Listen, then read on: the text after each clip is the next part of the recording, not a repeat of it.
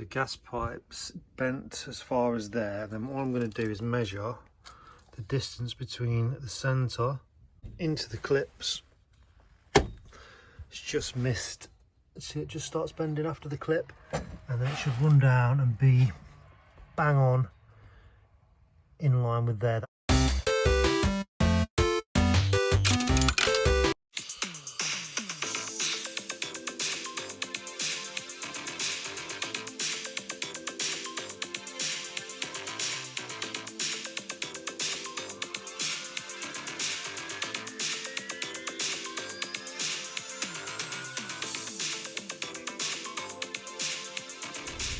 What's up guys, happy Sunday. Thanks for tuning in to my latest video, the life of a jobbing plumber. If you've not seen one before, basically various jobs from my working week, depending on what I've been up to and what I think you'll find interesting.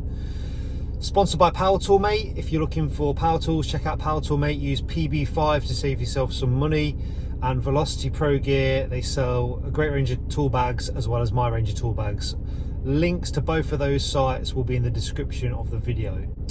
And then the only other thing I wanted to let you know was, if you check out Mark from MJ Tiff, his channel is a year old at the end of the year. He wants to get to 10,000 subscribers by the end of the year, so give him a follow, make it his Christmas present. He's a great guy, and obviously it's another plumbing channel that you can learn from if you're into plumbing. Hope you enjoy this week's video. Right, I'm going to be totally honest with you guys. It is 6:45 on Sunday night. I'm in my van now filming the intro bit, which is the bit I hate the most because I'm on camera. I've not enjoyed editing today. It's took me all day. I don't think it's a very good video. Obviously, I hope it is a good video. I hope you enjoy it, but I'm really not feeling it today. I will try harder next week. I hope you enjoyed this week's video, and I'm going to go in now. I'm going to have a bath, something to eat, and then maybe play on my Xbox or something to cheer myself up.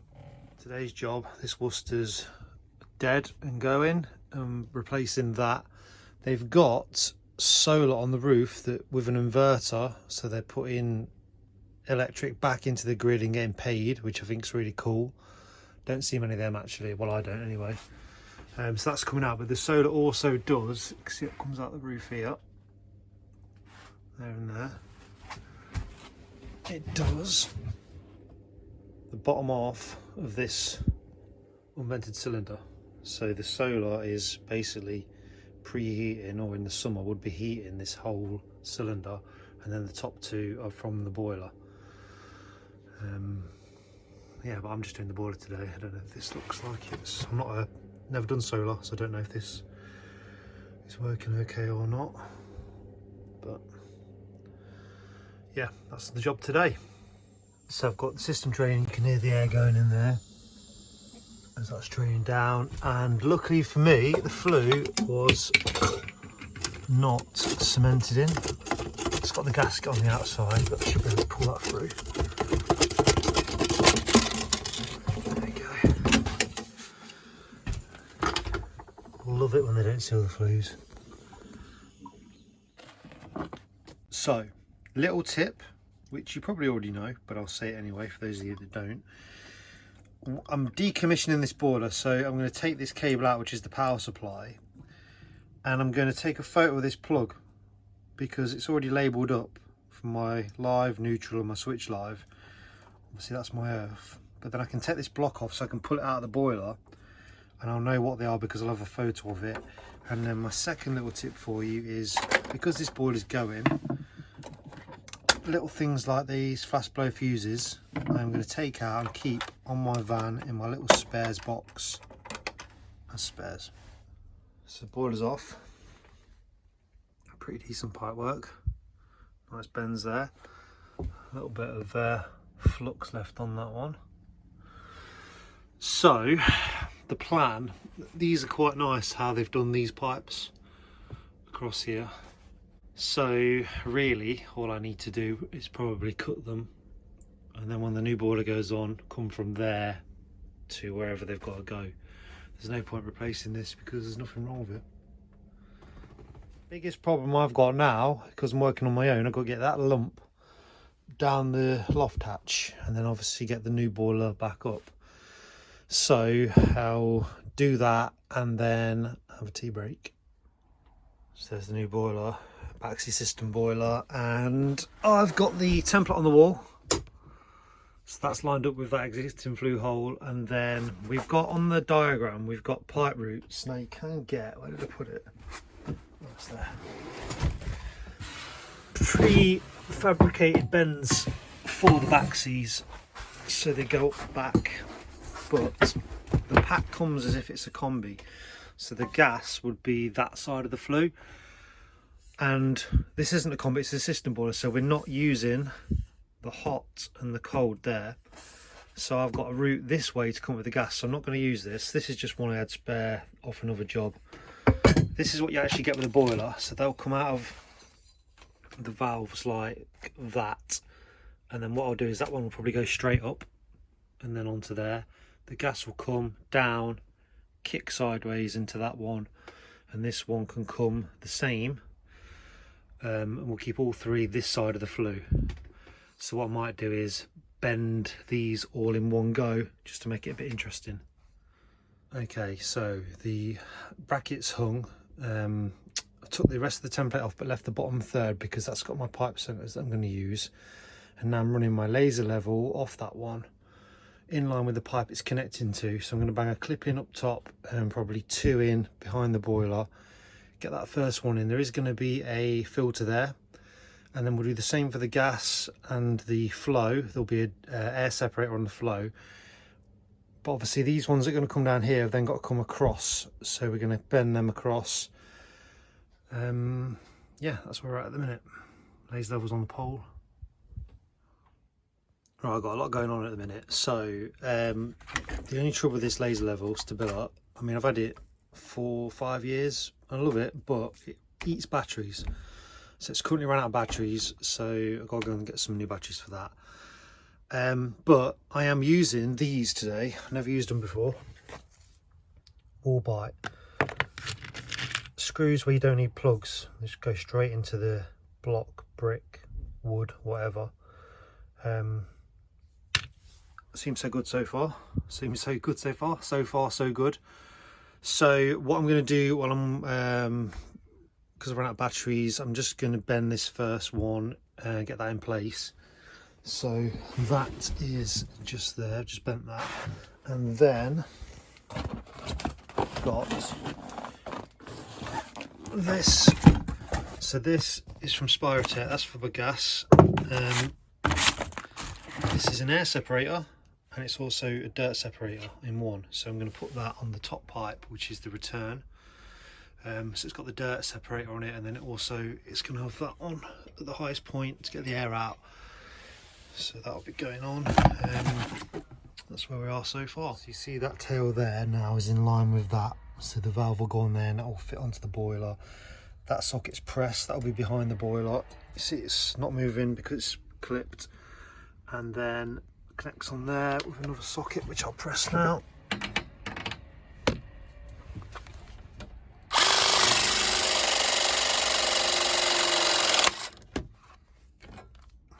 we go. So that's that one done. That's a water pipe, that's the flow, so that's a water fitting. This one's the gas pipe, so we've got a gas press fitting, which is clearly labelled as gas there on both sides. It's important that you can see that, because the next guy who comes along, if he doesn't know it's a gas fitting, he's going to have a bit of a job on his hands. The gas ones have got a yellow O-ring for gas, the water ones have got a black O-ring. One of the coolest things about using a laser level is if you get your camera angle just right when you're looking at it. So you see we're going for the heat and return there. As I lift my camera up, that level, laser line's disappearing. So if I do that, the cross disappears, you can see the hole there, and then as I come across, it'll come back in, pick the hole up, and then go across that clip. Lovely. So gas pipes bent as far as there, then what I'm going to do is measure the distance between the centre and there, which is, we'll call that, well, it's bang on 3.5. So I'll do that 3.5, and that mark there is where I want my bend to start, so it's not in that clip. Right, can you see my mark there? So that's going to start bending after that. Obviously got to make sure this bit's in line with the bender. So then we're going to pull this back on in a sec. Okay, so there's my 90. I've pulled that, and then the only thing I would say, the easiest way, or the way I do it, is run that piece parallel with that one and measure the distance between here and here to get your 3.5 and see where it lines up on your bend you've come down. So pop that gas pipe into the clips.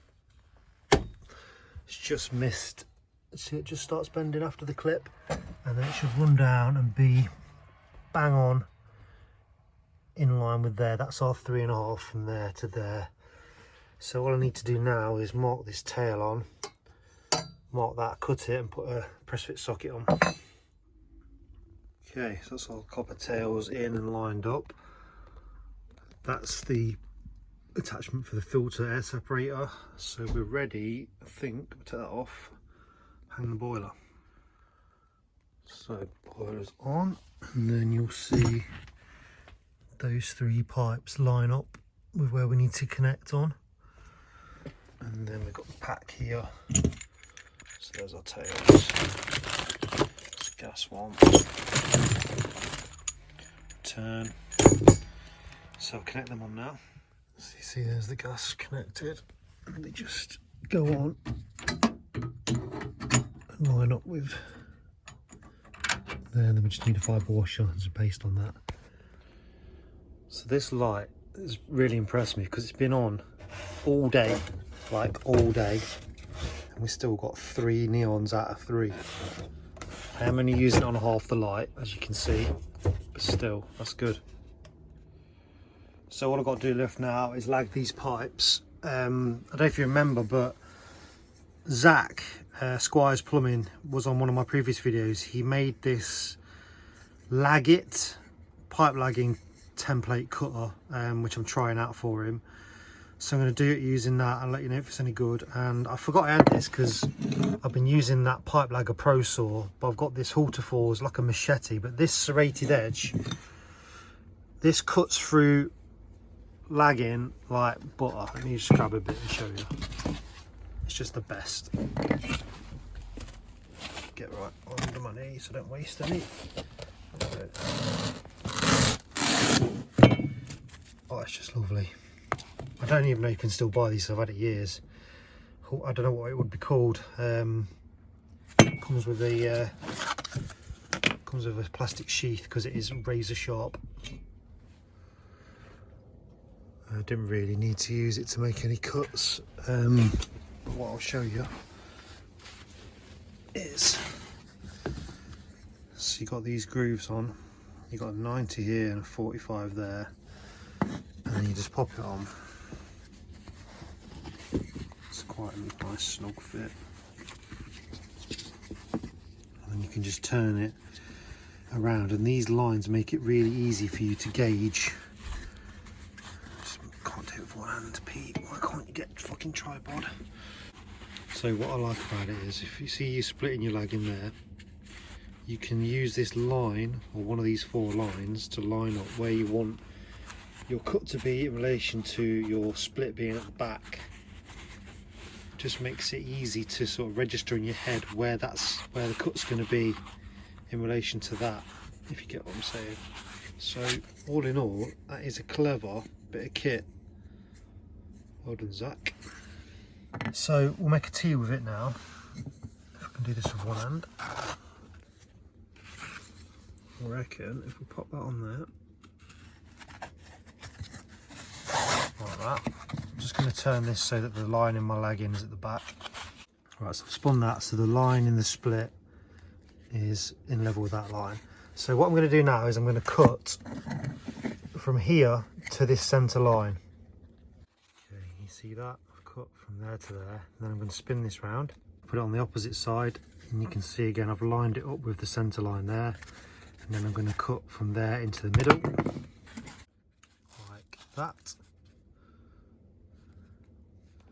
Take that off.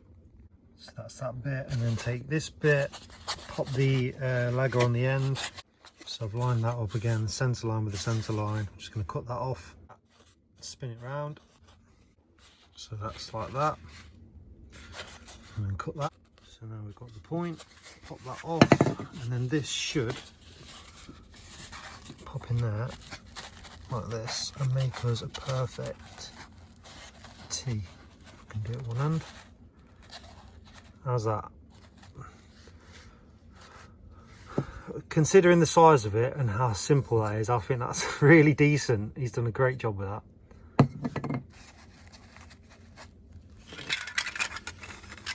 So it's 3.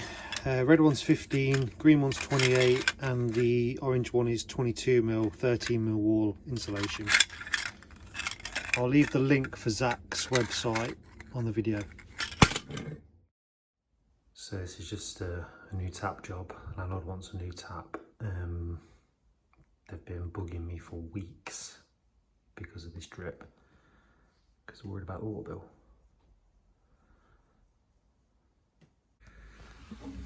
So it's on those 2 push fit tap flexes there, loads of room to get to it, so it should be nice and easy. There's no isolation valves, so I'm just going to turn the mains off.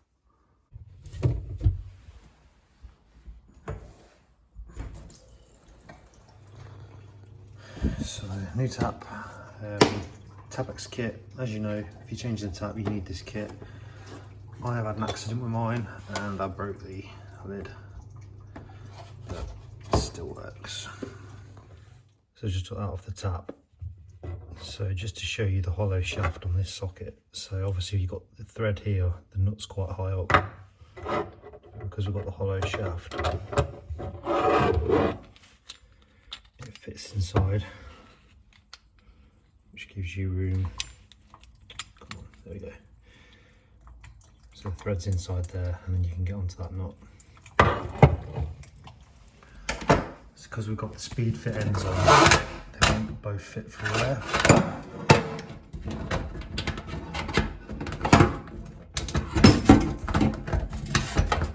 Even like half and half, you can't get that. So I'm just going to turn this one out of the tap.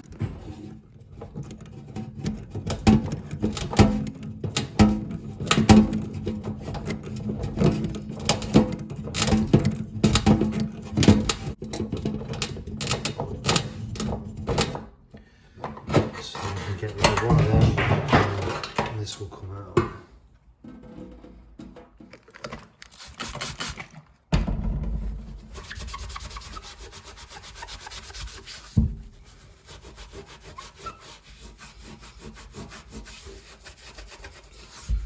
Let's give that a clean. Some of the little things.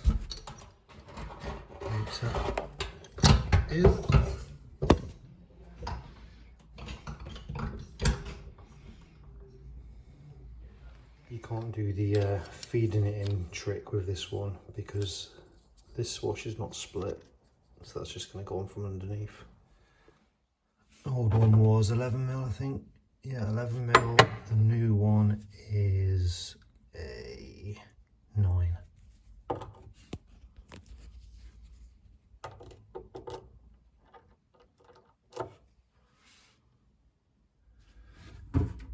You see we're on there. Just use the ratchet, tighten that up. The old tap was on push fit, but the new tap comes with tap connectors. So I've put some ISO valves on.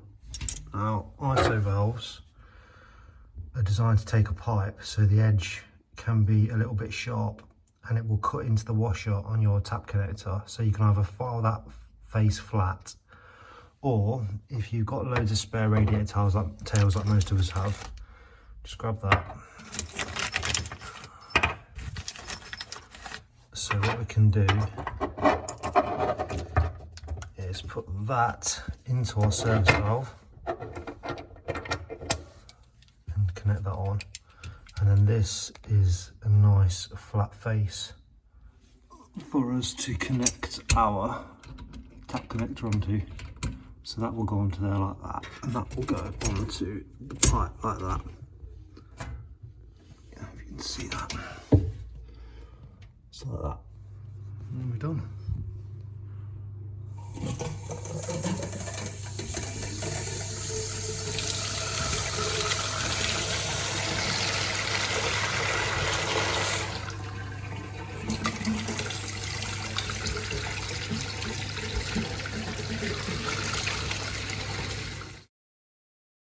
Another little bread and butter toilet repair. This one is overflowing into the pan.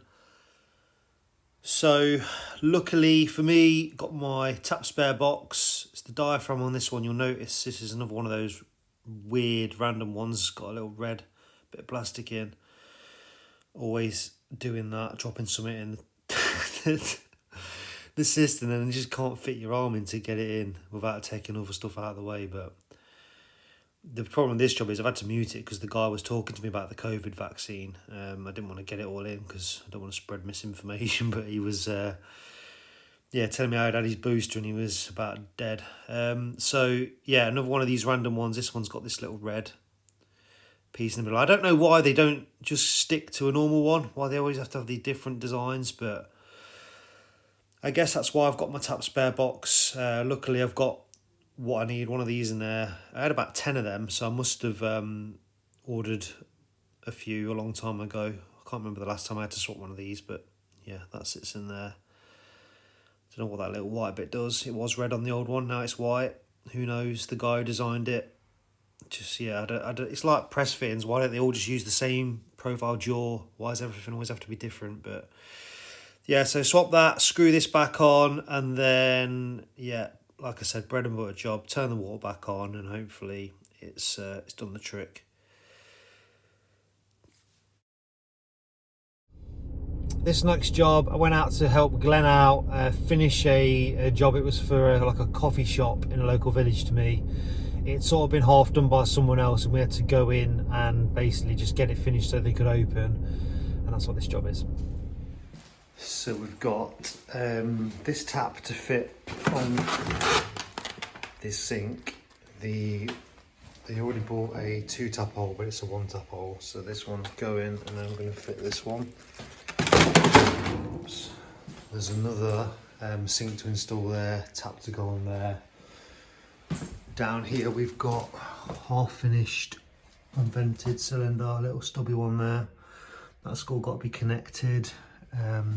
PRV's done. What else we've got to do? That's already been done. Then we've got upstairs.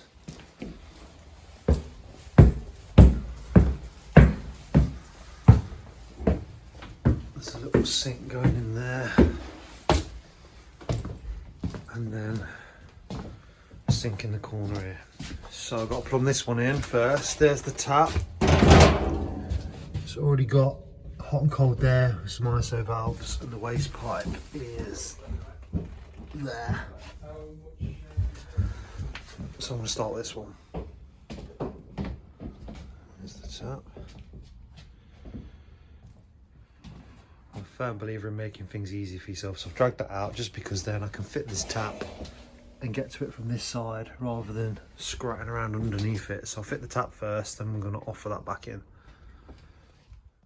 So that's the tap, made the flexes in, made that in, there's a washer there, that's going to now drop through that hole, and then we've got a back nut and another washer to tighten the tap in. So that's the tap.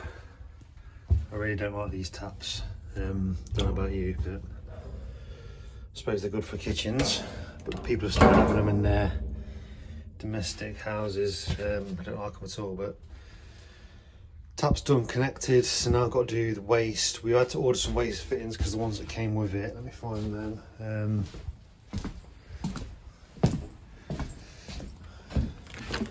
It's got a flat face, you can see that. So we've ordered some unslotted waste fittings, then we can just go straight onto an 1.5 inch trap. So same with the downstairs one, pulled it out, there's my tap ready to go in. This is what we've got to connect onto. They've already put in waste pipe and the hot and cold there ready for me to connect onto, so nice and easy. So it looks like they're just planning on going from that elbow into that elbow. It's not clipped though. And the cold there, the cold's live, they've just capped it off. That's got to go into there. So I've got to work out, I mean ideally I'd probably come straight up, clip it to this, and then come down and pick it up. Probably will do that. I don't know what this is like. Plaster. Just clip that. Looks like there might be granite bit on there. But see. So I've run out my clips, that's connected now. I've just got to press this.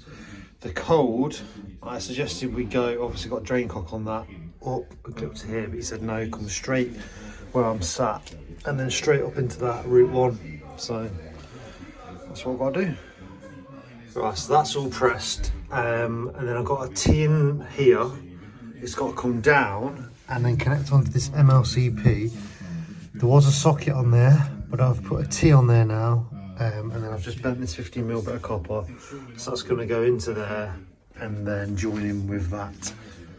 Some of you will be interested in this. So Glenn has got, well, he's got about 20 press tools, but he's got this Uponor Mini 2. We've just used it to press some 16mm MLCP, but you can get your M profile, V profile copper jaws for this gun. The reason some of you might be interested in it is because it takes a Makita battery. It's only got the 1.5 amp in, but you could put a 3 amp or whatever Makita battery in that. So if you've been thinking about getting into press and you wanted one that takes a Makita battery, the Uponor Mini 2 might be the one to look at. Made by Klauka. Decent gun. So to that cap off, I've got an isolation valve there. So that isolation, I've chosen a red one because when we turn that off, it's just going to turn the hot water off. Put the rest of the buildings off the balance cold. So they're bent under there and then drain cock. So we can turn that on now. Start filling this up. Right, so a little update, that tap's done, waste's done and connected, the water's been on. It's off at the minute because Glenn's doing a sink upstairs, but I'm going to be fitting this expansion vessel. I'm just going to talk you through that now. So this is our composite valve. Cold comes in, and then this pressure reducing valve and a line strainer. So these two are balanced colds, these are the same pressure. This one here is for expansion vessels, so it comes with a blank in case you fit in a cylinder that's got the expansion in the cylinder. But basically taking that out, and then we'll put a male line adapter in there, obviously with some tape on, and then from there we'll mount the vessel on the wall and pipe that in. Okay, so that's the vessel connected. So if you don't know what these do, when this heats up, we've got, what have we got in there? 90 litres of water. When that gets hot, it expands, and it can expand up through that pipe or back through this pipe.